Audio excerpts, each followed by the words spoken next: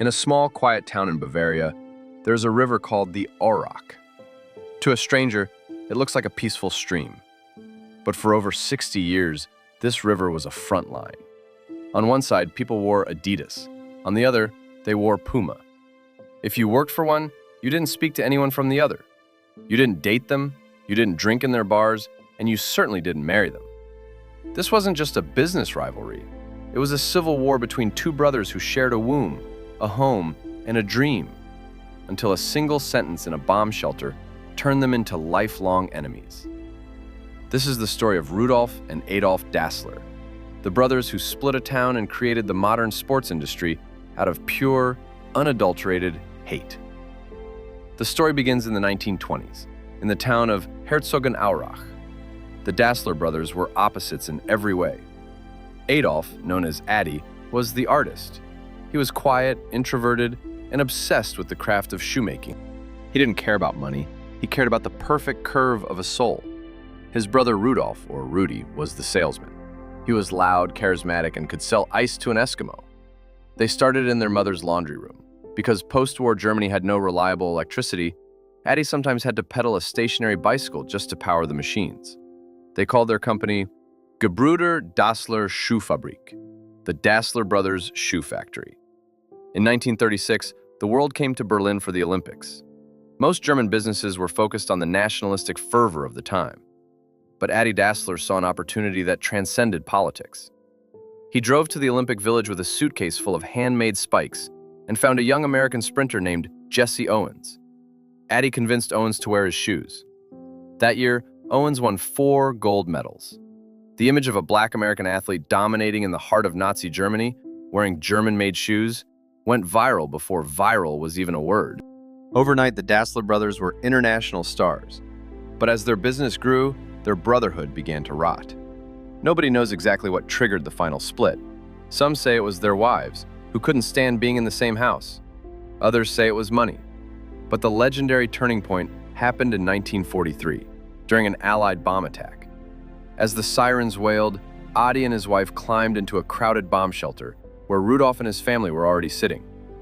Addy walked in and muttered, "The dirty bastards are back again." Addy was talking about the Allied planes, but Rudolf was convinced his brother was talking about him and his family. He never forgot it. He never forgave it. When the war ended, the betrayal went deeper. Rudolf was arrested by American soldiers and accused of being a member of the SS. While sitting in a prisoner of war camp, Rudolf became convinced that it was his own brother Addy who had snitched on him to the Americans to get him out of the way. The bond was dead. The brothers would never speak a friendly word to each other again. In 1948, the brothers split the company assets right down the middle. They divided the equipment, the leather, and even the employees. Addy took the technicians and the quiet craftsmen to one side of the river. Rudolf took the sales team and the extroverts to the other. Addy combined his nickname and his last name to create Adidas. Rudolf tried to do the same with Ruda, but it sounded clunky, so he chose the name of a predator, Puma. The town of Herzogenaurach became the town of bent necks. When you met a stranger, you didn't look them in the eye. You looked at their shoes. If they wore the wrong brand, you turned away. The local economy was a duopoly of spite. You had Adidas bakers, Puma butchers, and Puma schools. Even the 2 local football clubs were divided. ASV Herzogenaurach wore the 3 stripes, while FC Herzogenaurach wore the leaping cat. As the decades passed, the brothers turned the world into their battlefield. They didn't just want to be successful. They wanted to see the other fail. This led to some of the most aggressive marketing moves in history. They bribed athletes in hotel hallways. They smuggled shoes into Olympic villages. At the 1970 World Cup, Puma pulled off the ultimate ambush. They paid the legendary Pelé $120,000 just to ask the referee for a moment to tie his laces right before the opening whistle. The cameras zoomed in, and the whole world saw the Puma logo on the world's greatest player. It was a knife to the heart for Adidas, but the personal cost was devastating. The brothers lived in separate mansions. They traveled in separate cars. When their father died, they couldn't even stand together at the grave. Rudolf passed away in 1974. Addy followed 4 years later. Even in death, the feud was preserved. They were buried in the same cemetery, but their graves were placed as far apart as possible, at opposite ends of the graveyard. They died without a single moment of reconciliation.